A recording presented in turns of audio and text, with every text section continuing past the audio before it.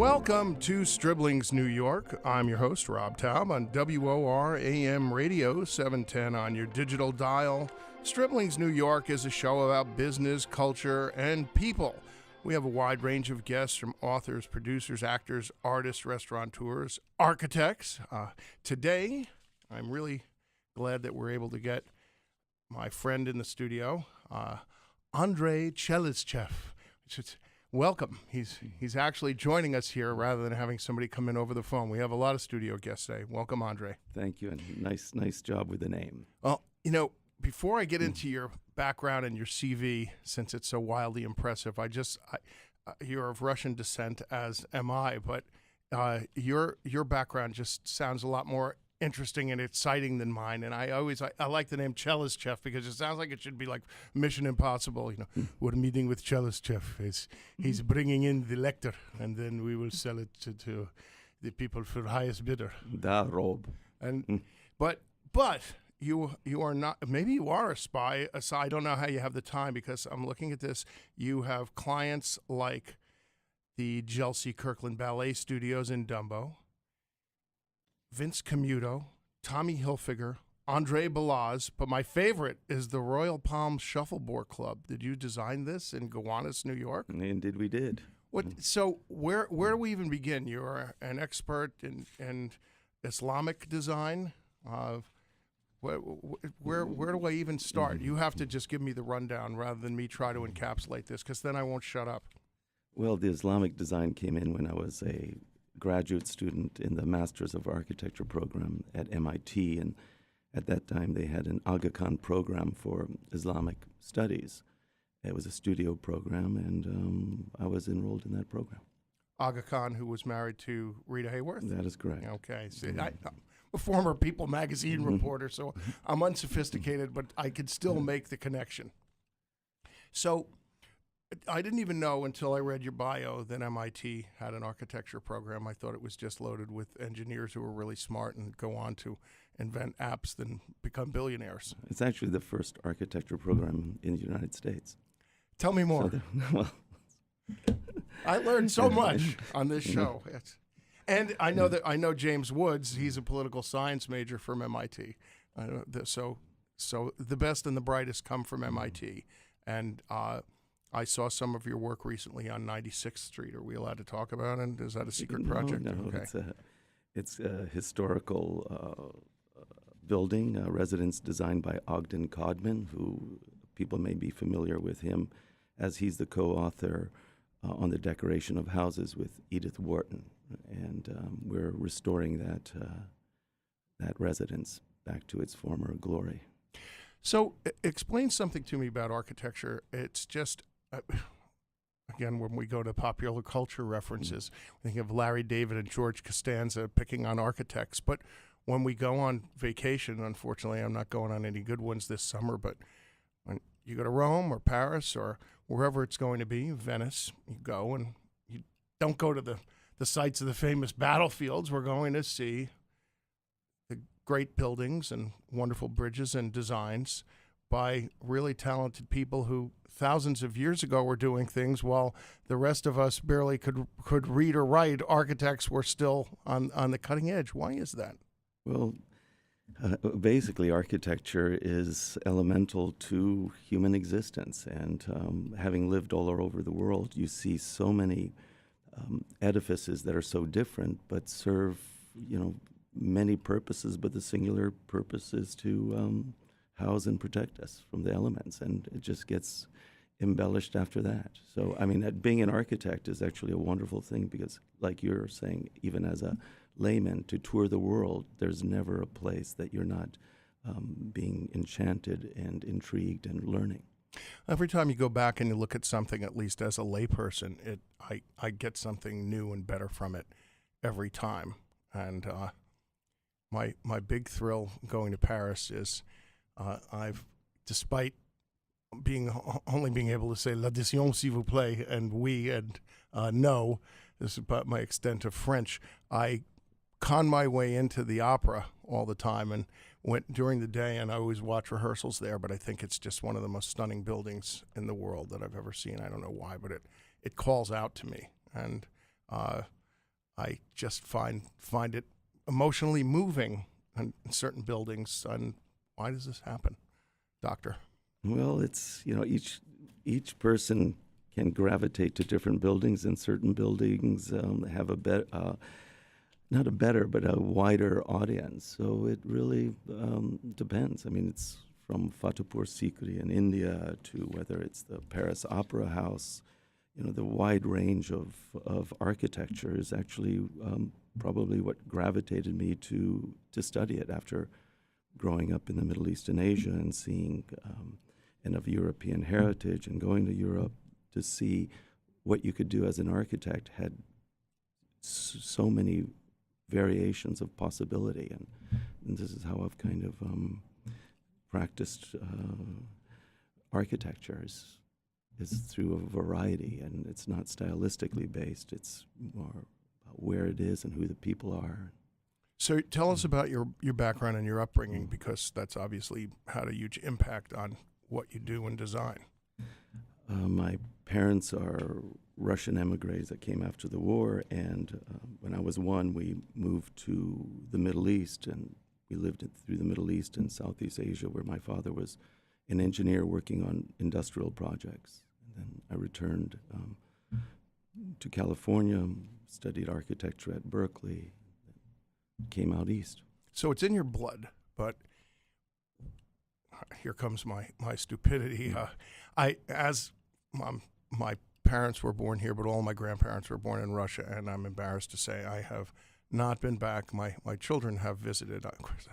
It's just really, to be honest, the Russians don't want me coming into the country. I'm given a fee every year to please stay away. Do not come to country. We'll give you more money. I do want to visit my homeland, and I've always also been stimulated and moved by the architecture in Russia, and it's so wildly distinctive, as is the Middle Eastern architecture that I've seen, and I haven't been there either. So what are the similarities, or why does this happen, and how has it affected you and your work? Well, in Russia, actually, it encompasses the south part is Islamic, and there is Islamic architecture. In the northern part, you have the Klasket Novgorod wooden architecture. So, like I was saying, with such a variety of architecture, the one pity is you cannot just try everything. You are still client-based. It's not, as an artist, we'll get there in a second. Picture. And just as a little addendum to everything, I mean, I sent you an article I wrote yesterday. I didn't write it yesterday. I sent it to you yesterday.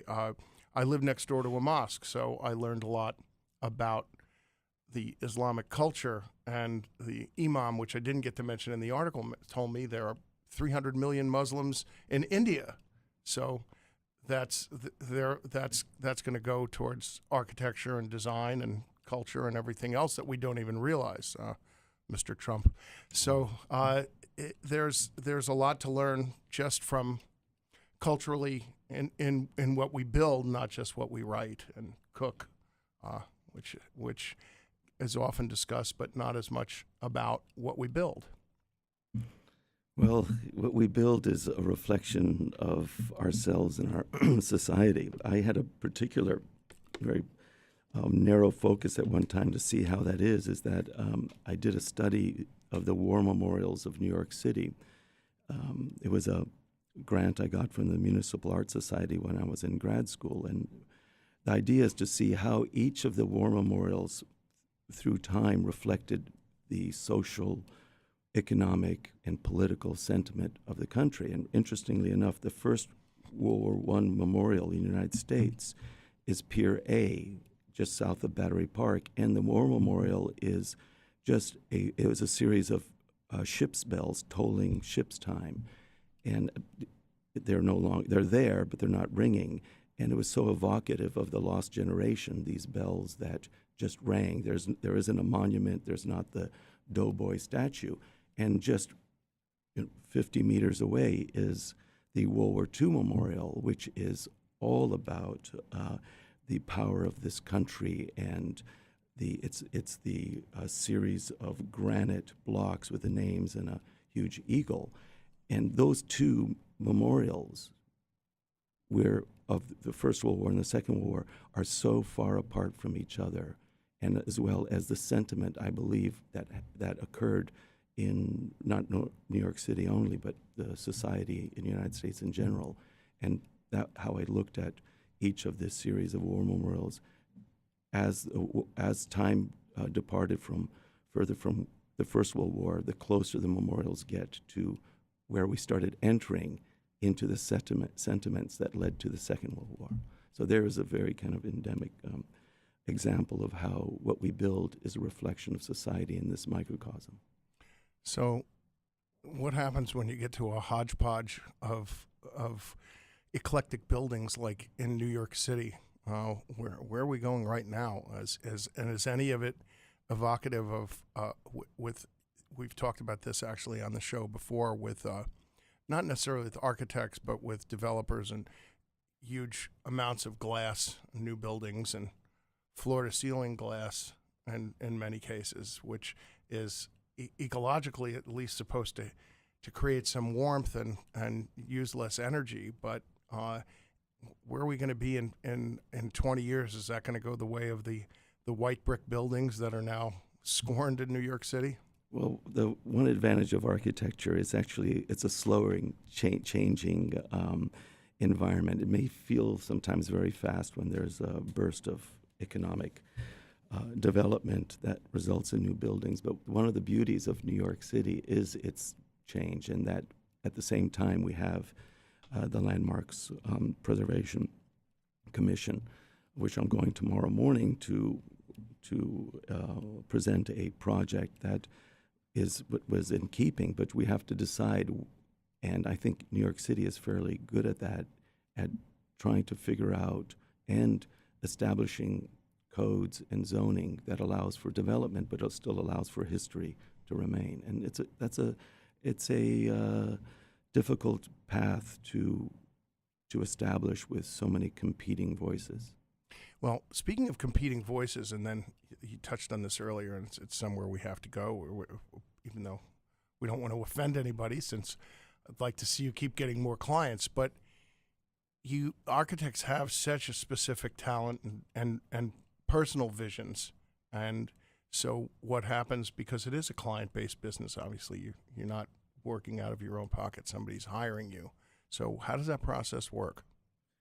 Well, it varies on the type of projects, obviously, and what you're been assigned to do. Largely my practice is residential, and those things that I do that are outside of residential is because I've worked with them on their homes, and it's according to the way I practice, it's collaborative. I really enjoy the collaborative process. I work with a lot of very talented people in the arts and fashion in their own right. So listening to them and translating their vision into what is hopefully and has been I have a 99.9% referral basis for the practice, is that it turns into good architecture. And to me, that's more interesting. And hence my practice took a little bit longer to establish because it isn't stylistically based, and it has, we're working on contemporary buildings and projects. We're working on historic preservation. We're working on things that are contextual, and they try to resonate with what is there, but clearly establish themselves as new architecture. And this is, to me, what is challenging and interesting. Well, I'm glad you got to mention about the residential work, because I mentioned too many commercially oriented projects, but they caught my eye and very impressive. But I have to know, so what is the Royal Palms Shuffleboard Club in Gowanus, New York? It is it's a shuffleboard club, and Jonathan Schnaps, who's the owner, and he dreamed up this, and he found a commercial building, and it's become extremely popular. We worked on it with Gachot Studios, who laid out the interior styling, and it was different for me because generally we're not involved with entertainment venues, but it was fun. I'm going to check out the website now. We're going to get to plug your work. We have to go to your website. How's the easiest way? Don't ask me to spell it.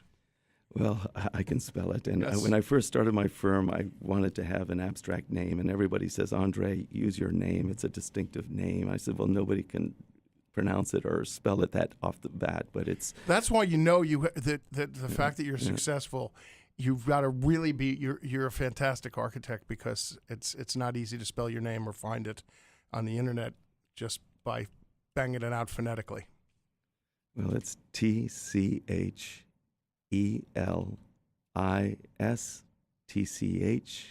Tchelistcheff. Andre Tchelistcheff, also Well done. found in Mission Impossible Part 9 as the architect who rebuilds the world after Tom Cruise mistakenly destroys it. Thanks so much for coming into the studio. I appreciate it. This was really a great interview and discussion. And I Thank hope you you. come back again. My unmitigated pleasure. Thank Okay, you. thanks. Bye-bye.